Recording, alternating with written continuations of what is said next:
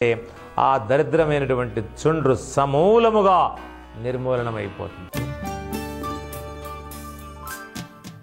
తల్లులారా, తండ్రులారా, మా ప్రియమైన బిడ్డలారా, ఇవాళ దాదాపు 180-90 మందికి తలలో చుండ్రు సమస్య ఉంది. చాలా బాధపడిపోతూ ఉన్నారు.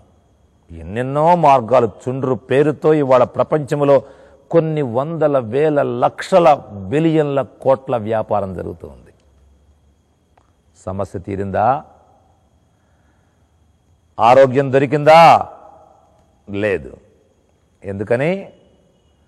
గొర్రె పిల్లను చంకలో పెట్టుకొని కొండ మొత్తం వెతికినట్లుగా వంట ఇంట్లో వరాల వంటి యోగాన్ని పెట్టుకొని ఎక్కడెక్కడో తిరిగి తిరిగి తిరిగి వేసారి విసుగెత్తి ఇక ఈ రోగము తగ్గదు, నా వెంట్రుకలు బాగుపడవు, ఇక నా కేశ సౌందర్యం నాశనమైపోయినట్లే అని మన బిడ్డలు బాధపడుతూ ఉన్నారు.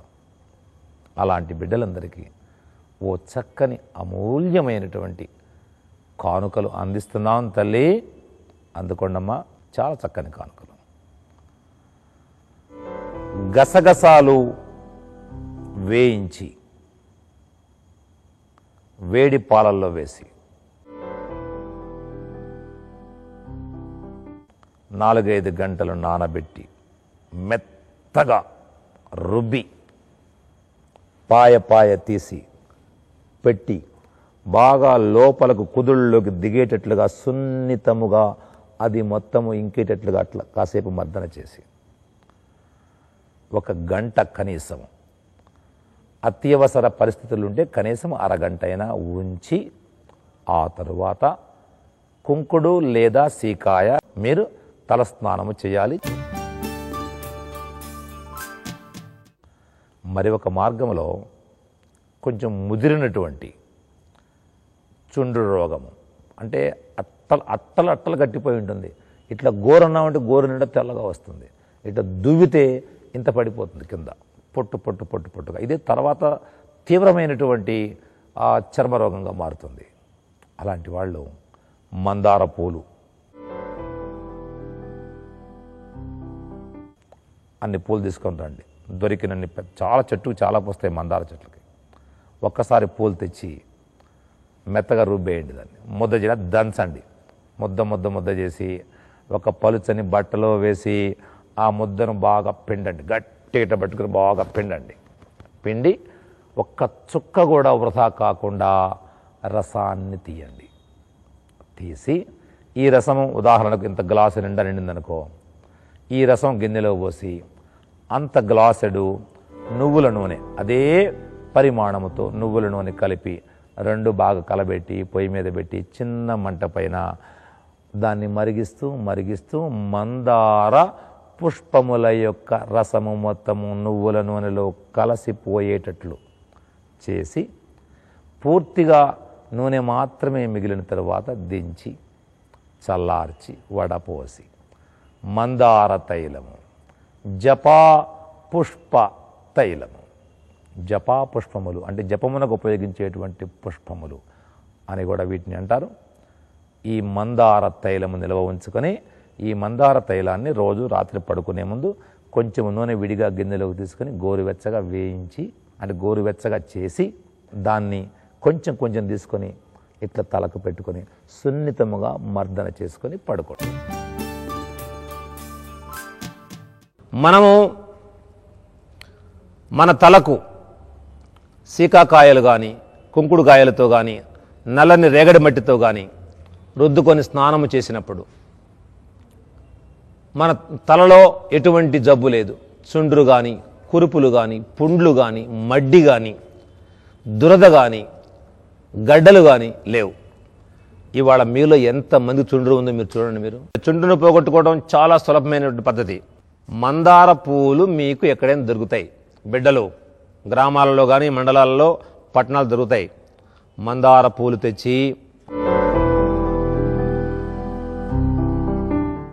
ఆవు మూత్రం, మన దేశవాళీ నాటు ఆవుల మూత్రం తెచ్చి ఈ పూలు మూత్రము కలిపి బాగా మెత్తగా నూరితే ముద్దగా అవుతుంది. పల్చటి ముద్దలాగా తయారు చేసి దీన్ని పాయ తీసి తలకు పెట్టండి. ఒక అరగంట కనీసం ఉంచాలి, అవకాశం ఉంటే గంట సేపు ఉంచండి. ఉంచిన తర్వాత కుంకుడు లేదా సీకాయతో తలస్నానం గనక చేస్తూ వారానికి 2 సార్లు చేయాలి. జుట్టును బాగా బలంగా చేయడం కోసం చక్కగా ఇలా పెట్టి చూడండి జాగ్రత్తగా, ఈ చివర ఆ చివర ఈ 2 వేళ్ళు కలపండి. అంటే శ్లేష్మం అంటే కఫం తలకు అధికముగా చేరటం వల్ల ఈ చుండు అనేటువంటి దరిద్రం పుట్టడం వల్ల అదొక ప్రధాన కారణం. కాబట్టి ఇలా పెడితే ఈ విధంగా కఫం తగ్గుతుంది, కఫం తగ్గిపోతుంది. అదేవిధంగా వెంట్రుకలకు మంచి బలము కూడా చేకూరుతుంది.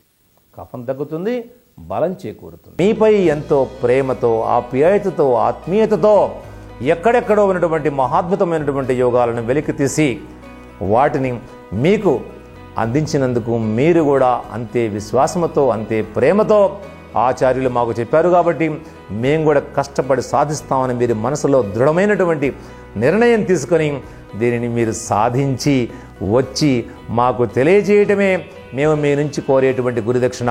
వేరే మాకు మీ నుంచి ఏమీ అవసరం లేదని ఖరాఖండిగా మరలా మీకు తెలియజేస్తూ ఇన్ని మంచి విషయాలను మనకు చెప్పినటువంటి దివ్య పురుషులైనటువంటి మన తాత ముత్తాతలైన ఆ మహారుషులకు మన తల్లి భారతమాతకు మనం జయజయలు పలుకుదాం. చెప్పండి, జై ఆయుర్వేదం, జై జై ఆయుర్వేదం. శుభం.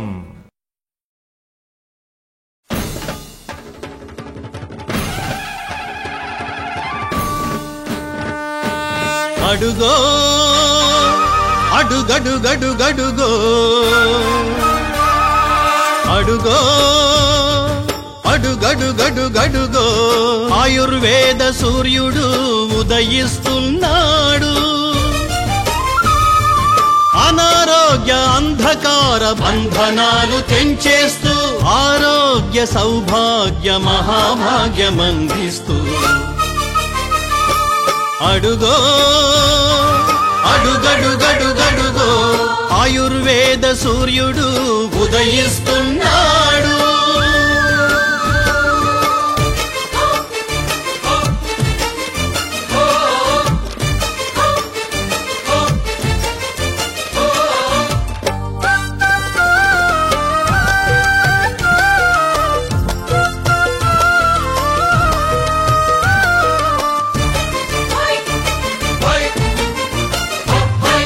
జనని జన్మభూమి కన్న మిన్న ఏది లేదంటూ